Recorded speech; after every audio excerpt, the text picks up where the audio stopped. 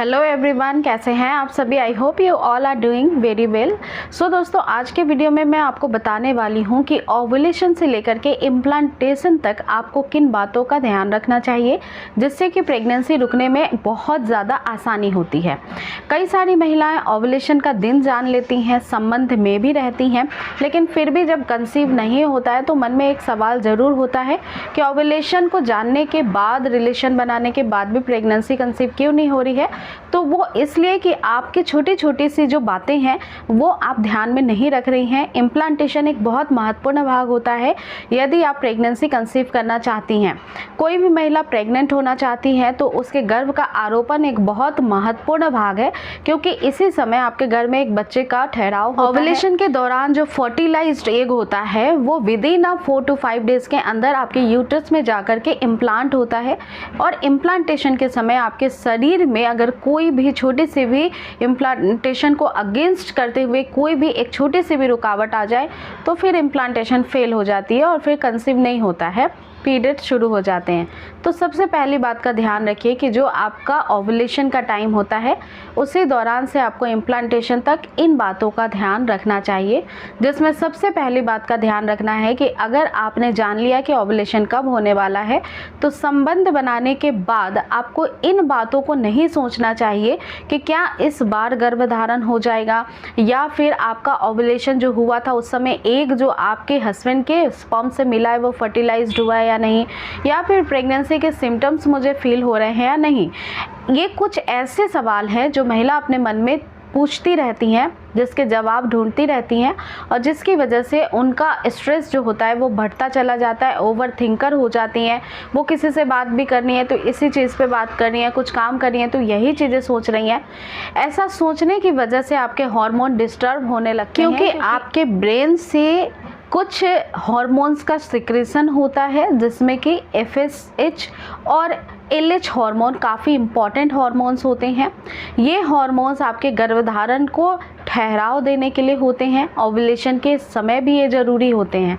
तो अगर आप बहुत ज़्यादा सोचती हैं तो आपके दिमाग से जो पिट्यूटरी ग्लैंड होता है वो इन हार्मोन्स को रिलीज़ ठीक से नहीं कर पाता है, और ये केवल और केवल ओवर थिंकिंग और स्ट्रेस बढ़ाने की वजह से होता है, जो महिला भली भांति समझ रही होंगी जिन्हें प्रेगनेंसी कंसीव करनी है।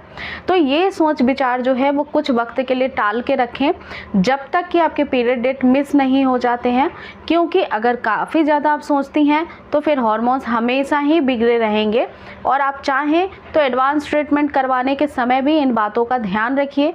वैसे तो आपके डॉक्टर भी काउंसलिंग इस चीज़ के लिए करते ही हैं।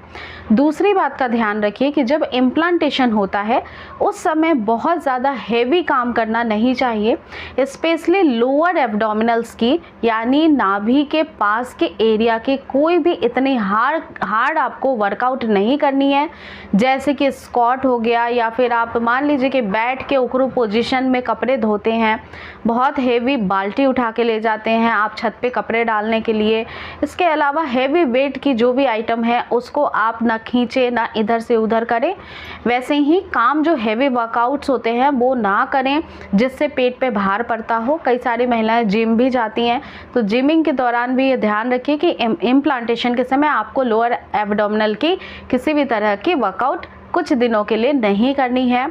अगर आप प्रेग्नेंट हो जाती हैं तो उस समय भी फिर ये वर्कआउट्स आपको नहीं करनी होती है, डॉक्टर के द्वारा भी मना किया जाता है। तीसरी बात का ध्यान रखिए कि इम्प्लांटेशन के समय शरीर को पोषक तत्व देना जरूरी है, क्योंकि आपके शरीर के साथ साथ अब आपके शरीर में एक नन्हा मेहमान भी पल रहा है जिसका भार आपको लेकर के, आपके शरीर को लेकर के चलना है। तो जितनी पोषक तत्वों की पूर्ति होनी चाहिए उतना आप नहीं कर पाएंगी तो बच्चा या तो स्टेबल नहीं हो पाएगा, इम्प्लांटेशन ठीक से नहीं होगा, या फिर हो सकता है कि बच्चा कमज़ोर रह जाए। इसलिए एक प्रेग्नेंट महिला को दुगना खाना खाने की बजाय हेल्दी खाना खा रही है या नहीं, इस पे ज़्यादा ध्यान रखना चाहिए। हेल्दी डाइट से मेरा मतलब ये है कि वो खाना जो ज़रूरी है शरीर के लिए, जिसमें मिलेट्स होते हैं, प्रोटीन के सोर्सेज बढ़ाने होते हैं, दूध से बनी हुई चीज़ें डेली खानी है, दही खाना है, जैसे कि किसी दिन पनीर खा लेना है, किसी दिन छाछ का इस्तेमाल करना है, तो दही का 1 कटोरी होना ही चाहिए जिससे आपको प्रोटीन मिलेगा। दूध का 1 ग्लास आपके लिए सफिशेंट होगा। इसके अलावा आपको हरी लीफी वेजिटेबल्स खाने ज़रूरी होते हैं। आयरन के सोर्सेज बढ़ाने के लिए आपको जो बीट रूट होती हैं वो लेनी होती है, डेली सैलड में लीजिए, या फिर आप अनार का सेवन डेली कर सकती हैं। कच्चे केले का भी सेवन कर सकती हैं, इसमें भी high rich amount sources of iron होता है। तो ये सारी चीज़ें इम्प्लांटेशन को सपोर्ट करने के लिए होती हैं। हेल्दी डाइट काफ़ी सारी इसमें इंक्लूड कर सकती हैं आप, जैसे कि ड्राई फ्रूट्स आप खा सकती हैं। इसके अलावा आप सैलेड, सूप, ये सारी चीज़ें बढ़ा सकती हैं। अनाज का सेवन करिए, जैसे कि दालों का सेवन करिए, इनमें प्रोटीन बहुत अच्छा होता है। तो हेल्दी डाइट लेने की वजह से एक इम्प्लांटेशन सक्सेस होता है, स्टेबल होता है, महिला के गर्भ का आरोपण स्वस्थ होता है, जिससे एक हेल्दी बच्चा बनता है। तो ये सारी चीज़ें ओव्यूलेशन से लेकर इम्प्लांटेशन तक आपको ध्यान में रखना चाहिए। काफ़ी छोटी छोटी टिप्स हैं, लेकिन फॉलो करना बहुत इम्पोर्टेंट है। इन छोटी छोटी टिप्स के सहारे आपको प्रेगनेंसी हेल्दी कंसीव हो सकती है, 100% कंसीव हो सकती है। तो इन छोटे पॉइंट्स को ज़रूर नोट डाउन कर लीजिए और डेली लाइफ रूटीन में इसको ज़रूर यूज़ करें, जिससे कि आपको बेस्ट रिजल्ट मिल सके। तो आई रियली होप फ्रेंड्स कि ये सारे टिप आपके लिए काफ़ी सक्सेसफुल हों, आपको प्रेगनेंसी कंसीव हो जाए। अगली वीडियो में फिर से मुलाकात होगी, तब तक इस वीडियो को शेयर, लाइक और चैनल को सब्सक्राइब करना बिल्कुल भी ना भूलें। Stay healthy, be positive. Thanks for watching.